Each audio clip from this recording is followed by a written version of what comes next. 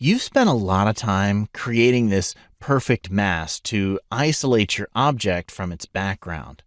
And now you'd like to integrate this object into your PowerPoint or Keynote slide deck, but you need to maintain this transparency that's created by your mask in order to create that seamless presentation look that you're going for.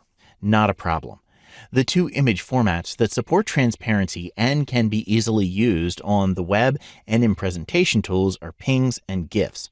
Let's start by looking at the Save for Web Legacy window by going up to File, Export, and selecting Save for Web Legacy. Now, when you have either of the PNG formats or the GIF format selected, then you'll have a checkbox for transparency.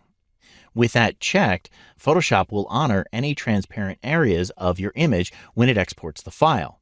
Now, if you have the PNG 8 or the GIF file format and you have the transparency option checked, then you can select a color from your color table and then click on the checkerboard icon to tell Photoshop that you want that specific color to be transparent during the exporting process.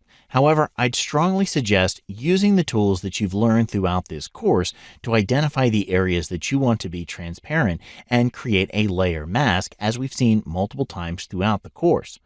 Now, your results are going to be much better if you take that approach.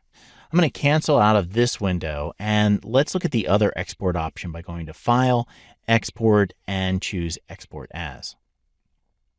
And here again, when you select the GIF or PNG file format, there's a transparency option that you can check, and that'll honor the transparency from your Photoshop image during the exporting process.